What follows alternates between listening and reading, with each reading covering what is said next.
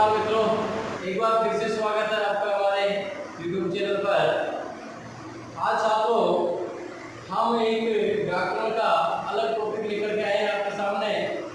जैसा कि कल का हमने कोर्स करवा दिया, आज हम सामान्य जो हिंदी है, सामान्य व्याकरण, उस पर हम प्रकाश डालेंगे। तो सबसे पहले जो महत्वपूर्ण जो टॉपिक होता है वर्ण, वर्ण विचार कि वर्ण किसे कहते हैं, वर्णों के अंतर्गत कौन कौन से पार्ट होते हैं, उनकी सब की जो विशेष जो डिटेल है उसको हम पढ़ेंगे। आज का टॉपिक सभी जो विद्यार्थी है, चाहे कोई सी भी क्लास का हो, उसके लिए भी इम्पोर्टेंट है। और जो छात्र पटवारी का एग्जाम देने की तैयारी कर रहे हैं, या ग्राम सेवक है, या सेकंड ग्रेड हो चाहे फर्स्ट ग्रेड हो, आज के टॉपिक में से निश्चित है कि 2-4 क्वेश्चन उनके भी कंपटीशन एग्जाम में आते हैं। तो इस वीडियो को आपको ध्यान से समझना है कि आखिरकार ध्वनि किसे कहते हैं, वर्ण किसे कहते हैं, इसकी उत्पत्ति किस प्रकार से अपने बने हैं। तो अपन सबसे पहले विचार डालें, प्रकाश डालेंगे। अपना जो टॉपिक है वो है आज का वर्ण। अब वर्ण, वर्णमाला, वर्णों के समूह को वर्णमाला कहते हैं। वर्णों के बारे में सबसे पहले अपन देखिए, थोड़ा सा मैं विस्तार से जाता हूँ कि ये जो वर्ण है, यानी स्वर हो चाहे व्यंजन हो, ये कहते किसे हैं। तो सबसे पहले मैं छात्रों को बताता हूँ कि सबसे भाषा की सबसे जो निम्न जो इकाई होती है वो ध्वनि कहलाती है। यानी ध्वनि, यानी सबसे पहले आई ध्वनि। कि ध्वनि किसे है? तो ध्वनि है भाषा की सबसे छोटी इकाई ध्वनि कहलाती है। मालूम यहां से करना पड़ेगा कि ध्वनि क्या है, यानी आवाज, जो स्वर या व्यंजन जो मुख से उच्चारित होते हैं, जो आवाज निकलती वही अपनी ध्वनि है। तो भाषा की सबसे जो छोटी इकाई होती है वो ध्वनि होती है। अब अपन बात करें कि वर्ण की जो ध्वनि है, जो ए आ ई कै ख है, यही जब लिखित रूप में लिखे जाते हैं तो वर्ण बन जाते हैं। तो दूसरा जो बात आई अपनी वो है वर्ण। तो वर्ण की परिभाषा, अगर इस वर्ण को परिभाषा में हम समझना चाहे तो इस प्रकार से होगा कि भाषा की वह निम्नतम या लघुतम कह सकते हैं, निम्नतम या लघुतम इकाई जिसके और खंड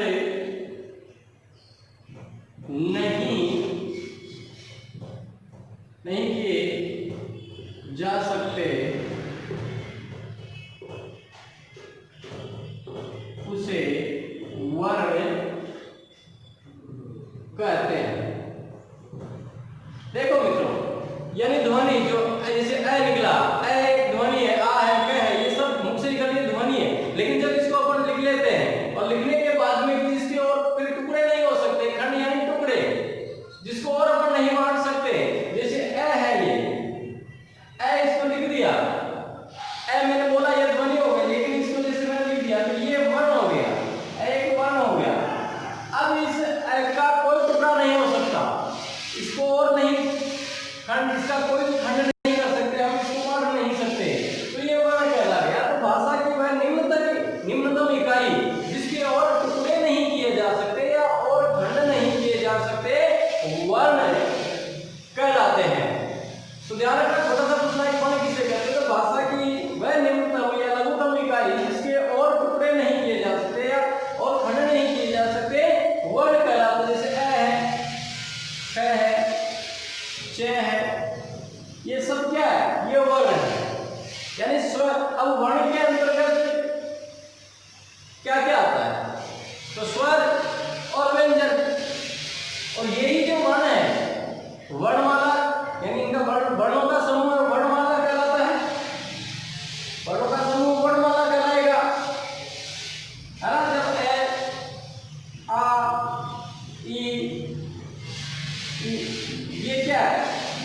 ये वर्णमाला है। जब इनको वर्णमाला में हम लिखेंगे, वर्णों का एक समूह बना देंगे तो वो वर्णमाला कहलाएगी। तो ध्वनि और वर्ण में आप अंतर समझ गए होंगे कि भाई ध्वनि क्या है और वर्ण क्या है। ध्वनि जो मुख से उच्चारित हो रही है एक आवाज, लेकिन उसको हम लिखित रूप दे देते हैं और उसके और कोई भाग नहीं होते, टुकड़े नहीं होते, वो वर्ण कहलाते हैं। अब देखो वर्णों को हम बांटते हैं। अब वर्ण कितने प्रकार के हो, वर्णों के अंतर्गत जो आते हैं वो सारे स्वर आते हैं और व्यंजन आते हैं। यानी वर्णों में स्वर और व्यंजन जो प्रारंभ से पढ़ते हैं, लेकिन इनके जो भाग है इनको समझना बहुत महत्वपूर्ण है। तो सबसे पहले अपन इसमें से लेंगे स्वरों को। आखिरकार स्वर किसे कहते हैं? अब उसमें कितने स्वर, अब स्वर सभी जानते हो आप, ए आ ई उ री ली, ये सारे क्या है? स्वर है। लेकिन स्वर को अगर परिभाषा में बांधने की कोशिश करें तो स्वर की परिभाषा क्या होगी भाई, किसे कहते हैं? तो स्वर की परिभाषा देखिए,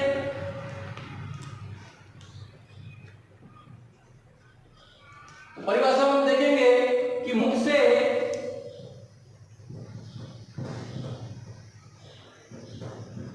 उच्चारित, मुख से स्वतः उच्चारित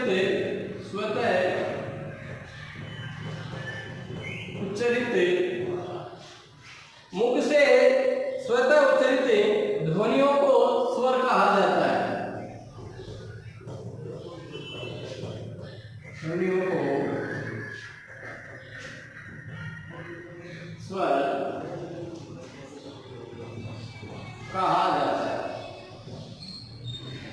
यानी मुख से स्वतः उच्चारित ध्वनियों को स्वर कहा जाता है, यानी जिसमें किसी प्रकार की कोई सहायता नहीं ली जाती है, ना व्यंजन की या किसी की भी। यानी मुख से स्वतः अपने आप जिनका उच्चारण होता है, किसी की भी सहायता नहीं होती, जिसमें उसको अपन क्या कहते हैं? स्वर कहते हैं। अब ये स्वर कितने प्रकार के होते हैं देखो, इस पर अपन प्रकाश डालेंगे।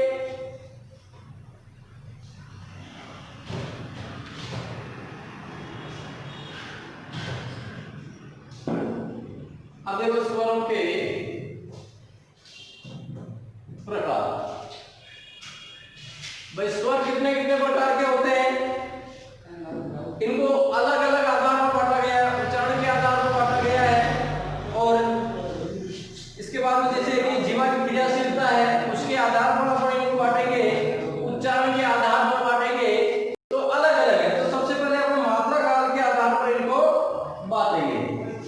तो स्वरों के प्रकार देखो, स्वर मुख्यतः 3 प्रकार के होते हैं, लेकिन ये जो 3 प्रकार मैं बताना चाह रहा हूं ये मात्रा काल के आधार पर है। मात्रा काल के आधार पर पहला जो डिवाइडेशन करेंगे हम इनका, यानी मात्रा काल के आधार पर, या पर कह सकते हैं उच्चारण की अवधि के आधार पर। उच्चारण की अवधि के आधार पर, यानी जिस वर्ण को हम बोलते हैं उसमें कितना उच्चारण, मतलब कितना समय लगता है, उसके आधार पर इनको बांटेंगे। तो सबसे पहले अपन देखो मात्रा काल के आधार पर लेते हैं। मात्रा काल के आधार पर जो स्वर होते हैं वो 3 प्रकार के होते हैं।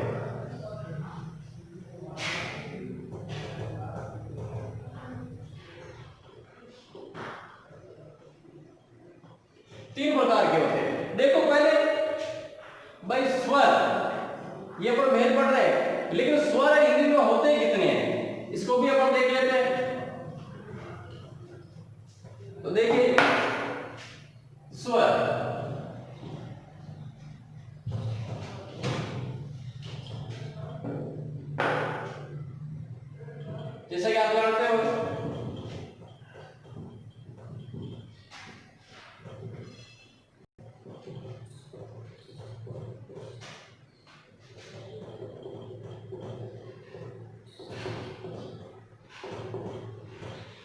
देखो काउंट करते हैं इनको।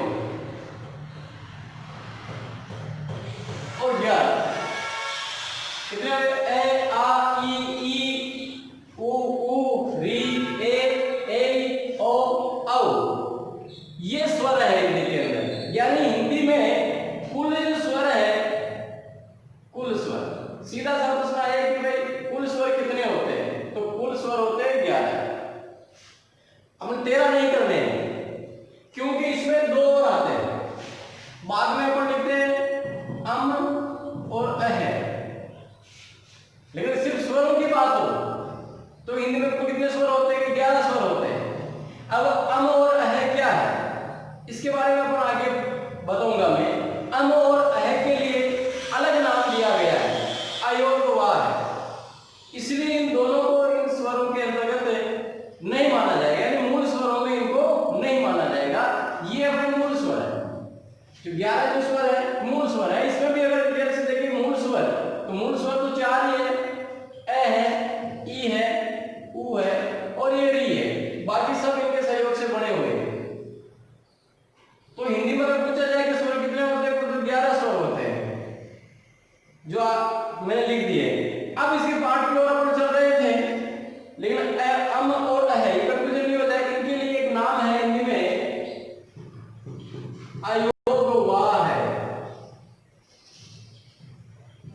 इनको अयोगवाह कहा जाता है। संस्कृत की बात करें तो संस्कृत में 13 स्वर माने गए थे, यानी संस्कृत में इनको अलग नहीं माना गया है, स्वरों के अंतर्गत ही माना गया है। लेकिन हिंदी में 11 ही स्वर होते हैं। अब थोड़ी सी प्रारंभिक जानकारी मैं दे देता हूं कि अधिकारी स्वर और व्यंजन की उत्पत्ति कैसे हुई। आखिरकार स्वर कहां से आए? सीधा सा प्रश्न है कि भाई ए को ऐ क्यों कहते हैं, ये क कहां से आया, ए कहां से आया? आखिरकार ये जो ध्वनि है ये आई कहां से है? तो देखो हमें शास्त्रों के अनुसार हम बात करें, संस्कृत में कहा गया है कि संस्कृत में बड़ी जानकारी मिलती है कि भगवान शिव ने जब तांडव नृत्य किया था तो डमरू से 14 जो है सूत्र निकले थे। यानी भगवान शिव ने जब तांडव किया तो डमरू से जो ध्वनियां निकली उनको सूत्रों में पिरो दिया गया और उनका नाम दिया गया महेश्वर सूत्र। यानी माहेश्वर सूत्र भगवान महेश द्वारा प्रदत्त उन 14 ही जो माहेश्वर सूत्र है, वो 14 माहेश्वर सूत्र के अंदर सारे स्वर हैं और सारे ही व्यंजन हैं। यानी डमरू से आवाज जो निकली थी उनको लिखित रूप दिया गया था, जैसे आई उन री ऋग एयम एयोच हाय वरण जब ये खब चटत कब ये ससर और हल। ये 14 जो माहेश्वर सूत्र है इसमें जो मैंने बोले अभी, इसमें सारे स्वर आ जाते हैं और सारे व्यंजन आ जाते हैं। ये वो संस्कृत की बात है।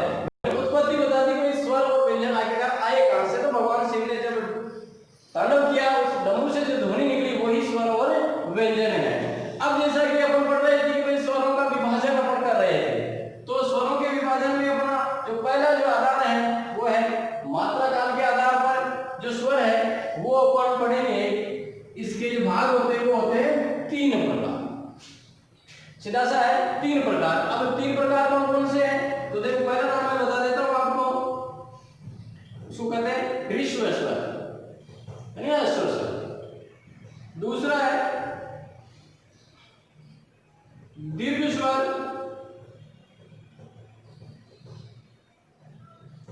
और तीसरा है प्लुत स्वर। यानी पहला आ गया ह्रीश्वर स्वर, दीर्घ स्वर और प्लुत स्वर। ठीक है ना? तो देखो मात्रा के आधार पर ये मुख्यतः जो ना भेद सभी हर कक्षा में अपने को मिलते हैं, छोटी क्लास से लेकर के बड़ी क्लास में। लेकिन इनका विस्तृत जो पार्ट आगे वो आगे बढ़ेंगे तो 3 स्वरों को अगर अपने डिवाइडेशन किया है वो 3 भागों में बांटा है, ह्रस्व स्वर, दीर्घ स्वर और प्लुत स्वर। अब ह्रस्व स्वर में कौन कौन से आते हैं, दीर्घ स्वर में कौन कौन से आते हैं, प्लुत स्वर किसे कहते हैं, इसके बारे में अपन नेक्स्ट वीडियो के अंदर हम आगे इसको विस्तार से पढ़ेंगे। तो आज आप लोगों ने पढ़ा वर्णों के बारे में जानकारी ली, वर्ण किसे कहते हैं, वर्णों के भाग आदि अपन ने पढ़ा है। आशा हमारा वीडियो आपको अच्छा लगा होगा। ज्यादा से ज्यादा लाइक करें और ज्यादा से ज्यादा शेयर करें। तब तक के लिए धन्यवाद। जय मां भारत।